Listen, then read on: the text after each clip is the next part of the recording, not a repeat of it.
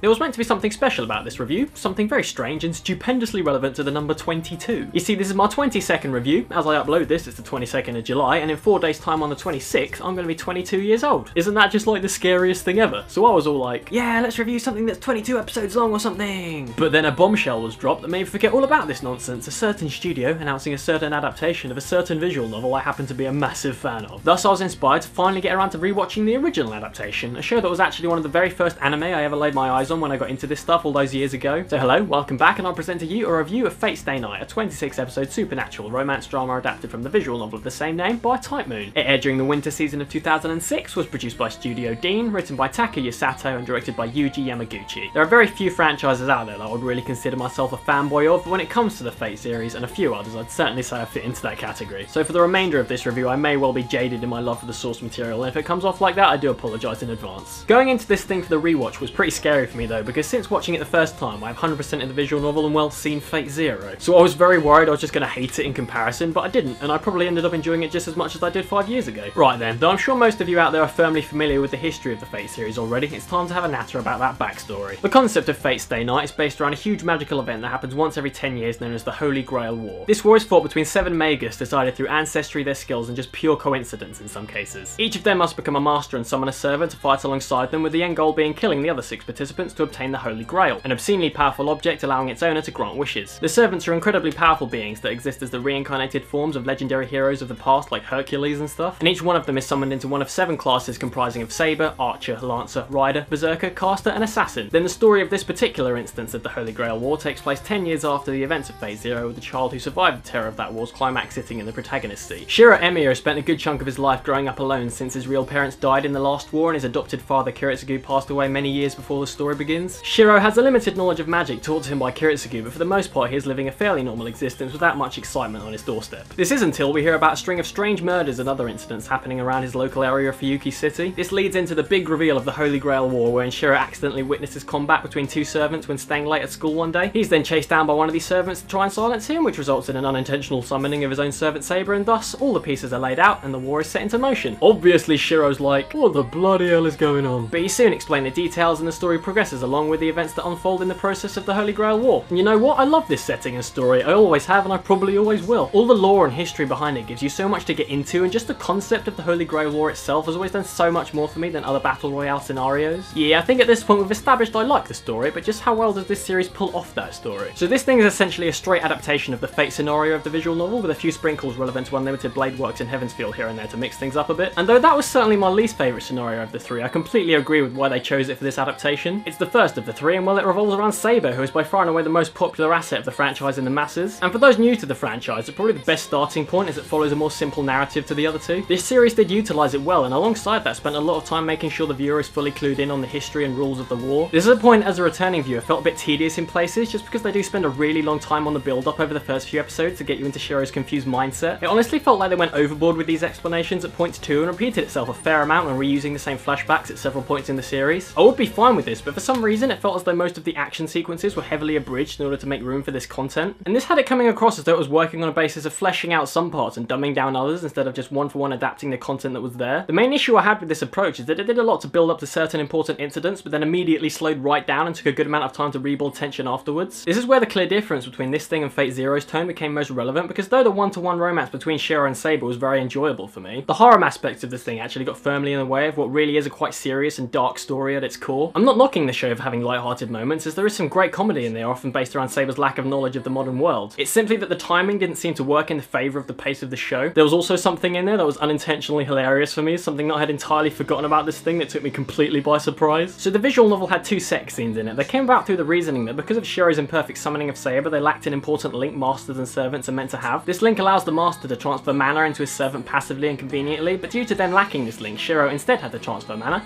by using his willy. The latter of these 2 scenes is sort of implied in the series to have happened off camera if you know where to look, but not the first one. Oh no, not the first one. It starts off with Rin going, "Well, I do know one way to restore magic, guys. You have to transfer some of your magical circuits." And Shiro's like, "Oh brilliant, let's do that." Which leads to some precarious fondling, Shiro falling down a big hole, penetration metaphor, landing in some lava looking stuff, passion metaphor, and then he gets attacked by a CGI dragon. What the hell just happened? Metaphor. I just couldn't believe what I was seeing. Like, what the hell happens in a writer's mind for them to go, sex scene becomes CGI dragon? That's a good idea. I think that's about enough of that though, so let's talk about some of this thing's key players. Shiro is very straightforward and consistent with his attitude and core set of ideals. As a child, he decided through his father that he would spend his life aiming to be a hero, and that's exactly how he comes across. His persona revolves around him being a champion of justice. He wants to save everyone and help anyone in any sort of turmoil, no matter what the effect on him may be. He never gives up, is an all-round very nice guy, but as you may expect, he's also incredibly naive and a bit foolish, leading him to getting mortally wounded a lot. Luckily though, and one thing I really don't like him for is that he gets some healing powers from Saber that basically means he's got plot armor that could withstand a nuclear bomb. He gets away with just about everything because he almost feels immortal in this regard. Oh shit, Shiro, you got chopped in half, blood! Then all he needs is a good night's sleep and he's fresh as a daisy. You know who I never have any issues with though? Saber. She's just such an inoffensive and well-rounded character who does everything she does pretty much perfectly. She's loyal, dutiful, calm and serene, and she also feels really majestic and regal as well. She has her moments where she shows her true strength as a servant, but there was always a feminine side that shined through her very serious exterior. There's a reason she's so popular and a reason why I have all 7 of her figures.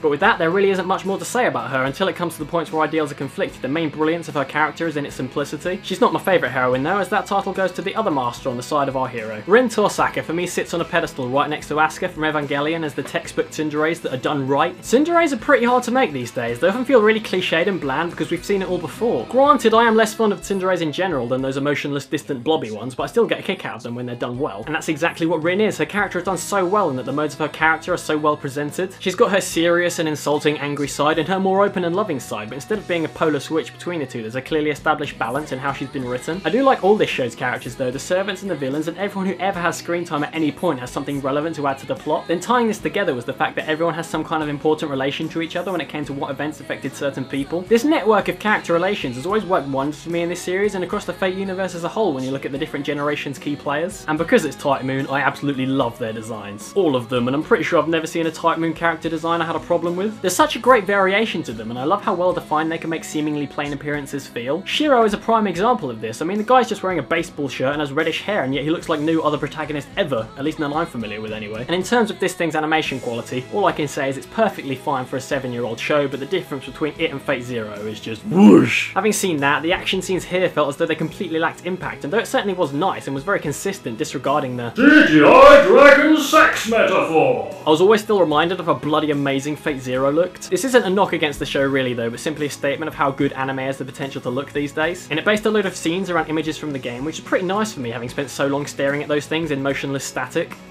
And the biggest plus in terms of consistency with the game for me was the return of all the original voice actors reprising their roles. Seems like an automatic thing for them to do, sure, and for those who are jumping into this show now it's irrelevant, but I can't even begin to describe how weird it would be for me if they changed someone. I just wouldn't be able to handle it, and it would completely ruin the entire show for me, I'm sure. But that aside, these performances I really can't rate objectively because of how ingrained in my skull they are at this point, but I've always thought they were great and wouldn't change a single thing about them. Then in terms of music, same deal, and that some of the game music returned, and that was nice for me, and it's generally just pretty good background music anyway. It's nothing spectacular at all, it never was, but it's fitting and it works, even if it is a little underwhelming at times and often needed to be a bit more notable in order to make certain sequences that much more immersive. And other than this, the sound effects are great, and all around on the technical production side, the show is good, just not up to those lofty UFO table heights I've mentioned many a time already. I was actually surprised at how much I enjoyed this thing on the second go through, as I was expecting to find a lot more wrong with it than I did. I do consider this to be an accurate and good adaptation of the Fate scenario, and though it had a few issues, it is something I very much enjoy nonetheless. So today I shall be summoning an elegant 71% rating to slap on this thing, and if you somehow haven't had any experience with this franchise yet, I think this is absolutely the best place to start with it. And like many are at the moment, I could not be happier with UFOTable's announcement that they are adapting this thing next. And oh my, please let it be Heaven's Feel this time. But for now, in the UK, this thing is licensed by MVM Entertainment, in Australia by Madman, in the US by Funimation, and is available for streaming on their site. So, have you seen this show? If so, what did you think of it? And as always, like, subscribe, and feel free to drop me a recommendation of what you want me to review next. Thanks for all your suggestions last week, keep them coming, and I do plan on getting some different stuff out on top of these reviews in the next fortnight or so. So until then, see you next week. So, the reason I've called this meeting today is, guys, what are we going to do about that sex scene? We have to replace it with something, guys. But what that something is, I don't know. Why don't we just have them kiss instead then? That's hardly got any impact though, has it? Transferring mana with a simple kiss is a bit boring. So you want something that's still got passion to it? Yeah, basically. They could take drugs. No. We could have them transfer mana with some kind of a sport. Yeah, that's a good idea. Berserker's chasing us. Why don't we go play some tennis? Anyone else? I still think they should take drugs. No! What about a CGI dragon? Done.